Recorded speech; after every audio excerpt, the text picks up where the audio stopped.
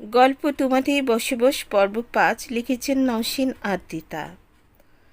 Shopping মলের ভিতরে ঢুকতেই নীর তাকে নিয়ে মেয়েদের সেকশনে রেখে বেরিয়ে এলো। কারণ সেখানে মেয়েদের ভিড় বেশি, সেজন্য নীর তাকে ওইখানে রেখে শাড়ির দিকে চলে এলো। আদ্রিতা ড্রেস পছন্দ করছিল, তখনই তার চোখ পড়ে পুতুলের শরীরে জড়ানো একটি গোল ড্রেস। সাধারণ কিন্তু সৌন্দর্যটা একটু বেশি ফুটে উঠেছে তাতে করা সাদা পুঁতির কাজের জন্য। শুভ্র রঙের জামাটাকে শুভ্র পুঁতি যেন ড্রেসটার মান আরও বাড়িয়ে দিয়েছে। আদ্রিতা সেটা হাতে নিতে গেলে কোথা থেকে এক মেয়ে এসে সেটাতে হাত দিয়ে বলে ওঠে, আই লাইক ইট, একদম আমার জন্য তৈরি। আদ্রিতা ড্রেসটা রেখে আসতে নিলে সেলসম্যান বলে ওঠে, সরি ম্যাম, এই ড্রেসটা ওনার জন্য অলরেডি বুকিং হয়ে গেছে। আদ্রিতাকে দেখিয়ে মেয়েটার সাথে সাথে চেঁচিয়ে উঠে, হোয়াট দ্য হেল, আমি আগে দেখেছি এই dress and I want the dress at any cost. এটার প্রাইস কত তার দ্বিগুণ দিয়ে নেব আমি।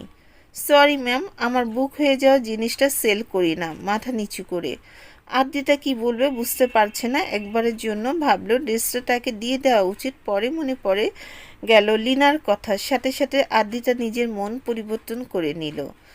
অনেক তো ছেড়েছি নিজের পছন্দের জিনিস। জীবনে যদি একটা বার নিজের পছন্দের কিছু পেতে কাউকে কষ্ট দিতে হয় তাহলে খুব ক্ষতি হয়ে যাবে মনে মনে।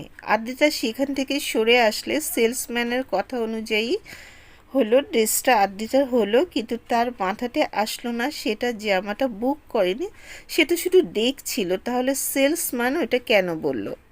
আদ্রিতা ওদিকে মাথা না ঘামিয়ে নিজের মতো কেনাকাটা করতে লাগলো, কিন্তু সে টের পেল না দুই জোড়া চোখ তার দিকেই আটকে আছে।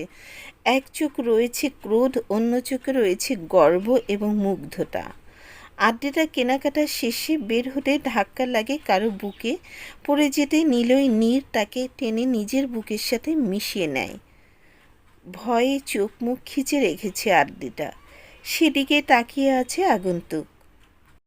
নীর নম্র স্বরে যুবকটিকে উদ্দেশ্য করে বলে ওঠে, সরি ব্রাদার, আসলে মেয়েটা একটু বেশি বান্দর, সামনে তাকিয়ে হাঁটতে ভুলে যায়, কিছু মনে করো না। ছেলেটা কি বলবে সে তো এক ধ্যানে তাকায় আছে। ভয়ে চোখ খিচে বন্ধ করে রাখার রমণীর দিকে মুগ্ধ দৃষ্টিতে সে দৃষ্টি মোটেই সহ্য হলো না নীরের। শান্ত হয়ে থাকা মুখশ্রী মুহূর্তে অশান্ত হয়ে গেল। সাথে সাথে আদ্রিতাকে নিয়েই বেরিয়ে গেল সেখান থেকে। আর সেদিকে তাকিয়ে রইল এক ধ্যানে ছেলেটি। বাইরে আসা পার্কিংয়ে যাইতেই দুজনে চোখ পড়ে গেল গাড়ির সাথে হেলান দিয়ে থাকা রিয়াজের দিকে। চোখে সানগ্লাস পরে ভাব নিয়ে দাঁড়িয়ে আছে সে। কি ব্যাপার, তুই এখানে কেন? আরে বলো না ভাই, মেহেরকে নিয়ে এসেছি শপিংয়ে।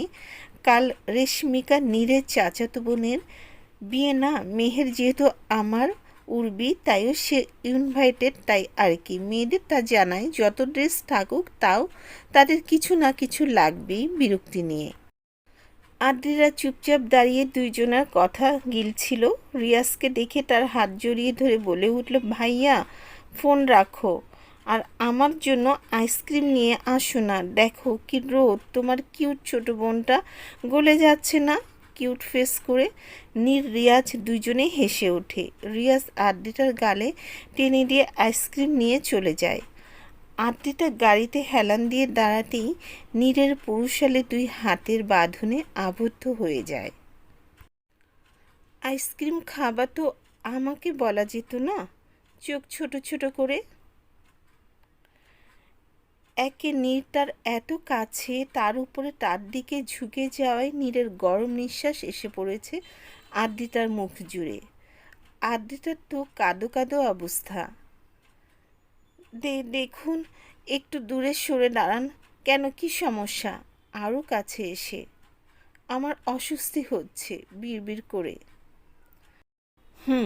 আমি আসলে অস্বস্তি আর আবিরের ছোঁয়ায় স্বস্তি পেত, তাই না? তার হাওয়ার জন্য, তাই তো এত মরিয়া হয়ে থাকতে। নীর আদ্রিতাকে ছেড়ে দূরে দাঁড়িয়ে কথাটা বলে আদ্রিতা শুনতে পেল না, কিন্তু ঠিক কি বুঝলো নীর কিছু একটা বলছে। নির্ঘাত আমাকে মেরে ফেলার প্ল্যানিং করছে, তাকায় আছে, যেভাবে মনে হচ্ছে এই মুহূর্তে টুপ করে গিলে খাবে আমাকে। রাক্ষস রাজা নীর চৌধুরী ভেঙচি কেটে। আদ্রিতার এইসব উদ্ভট কথা কানে আসলেও নীর রিয়াক্ট করলো না। তার মাথার আগুন জ্বলছে। কি এমন আছে ওই আবিরের মাঝে? কি এমন কারণে সে তাকে নয় আবিরকে ভালোবাসে? এত কিছুর পরও তার চোখে মুখে নীরের জন্য অস্বস্তি আর আবিরের জন্য ভালোবাসার কথাটা ভাবতেই তাচ্ছিল্যের একটা হাসি দিয়ে ড্রাইভিং সিটে বসে পড়ে। হ্যাঁ, নীর সবটাই জানে। আদ্রিতার আবিরের প্রতি অনুভূতি, তাদের বিয়ে। কিন্তু শামসুর রহমান সবাইকে শুধু জানিয়েছিল বিয়ের পরের দিনের কথা। সিটে মাথা হেলান দেয়, চোখ জোড়া বন্ধ করে ভাবতে থাকে 3 বছর আগের কথা, অতীত। নীর তখন তার নানি বাসাতেই থাকতো, কারণ শামসুর রহমানের আন্ডারে সে শিক্ষকতে চাইতো। প্রতিটি পদক্ষেপ পর্যবেক্ষণ করাই ছিল তার লক্ষ্য। কিন্তু পড়াশোনার পাশাপাশি রাজনৈতিক কাজেও জড়িয়ে ছিল সে। সেখানের কিছু গ্যাঞ্জামের কারণে নীর সেদিন প্রচণ্ড রেগেছিল। অনেক কষ্টে নিজের রাগ সামলে নিলেও সে রাগ শেষ হয়েছিল সম্পূর্ণরূপে। এদিকে প্রায় 2 বছর পরে আদ্রিতা এসেছিল তার নানি বাড়ি আদরের হাওয়ায়। আদ্রিতা আসা মানে বাড়িতে ঈদ পরিবেশ তৈরি হয়ে যেত। আদ্রিতা মনের সুখে মামির সাথে রান্না দেখছিল। সে মুহূর্তে ছোট মামি কফি হাতে আদ্রিতাকে ধরিয়ে দিল। আদ্রিতা সেটা নিজের ভেবে ঠোঁটে ছোঁয়াতেই ছোট মামি নিষেধ করে ওঠে, শোনো মা, তোকে আমি অন্য কফি করে দিচ্ছি, তুই এটা একটু নীরকে দিয়ে আয়। ছেলেটা রেগে বাসায় ঢুকলো। মাথা শান্ত হয়েছে নাকি আর এই কফি তুই খেতেও পারবি না, কড়া করে চিনি ছাড়া বানানো। ছোট মামির কথা শেষ হতেই মুখের আকার বিকৃতি করে ফেলে আদ্রিতা। কেউ কিভাবে চিনি ছাড়া কফি খায় বুঝতে পারে না। চিনি খাবে না তো মুখে তো রাগি রাগি হবেই। চিনি ছাড়া মানুষ থাকে কেমনে? আদ্রিতা কফি হাতে নিয়েই রওনা দিল নীরের রুমে। কিন্তু বেচারে নিজের মাঝে এতটাই মত্ত ছিল যে বিনা নক করে নীরের রুমে প্রবেশ করে। নীল কেবল ওয়াশরুম থেকে গোসল সেরে বেরিয়েছে। আদ্রিতাকে নক না করে ভিতরে ঢুকতে দেখে রেগে যায়। কিন্তু সেদিকে কি আদ্রিতার কোনো ধ্যান আছে? সে তো মগ্ন নীরের রুম দেখাতে। সাদা নীল মিশ্রণের বড় আকারের রুমটি নীর নিজে হাতে সাজিয়েছিল। নীলের মাঝের সাদাটা দারুণ ফুটে উঠেছে। এদিক ওদিক তাকাতেই নীরের সাথে ধাক্কা খেতেই হাতের গরম কফি পড়ে যায় নীরের বুকে। লোমহীন বুকটার সাথে সাথে জ্বলে ওঠে। দেবে রাখার রাগটা আবার যেন মাথা চাড়া দিয়ে ওঠে।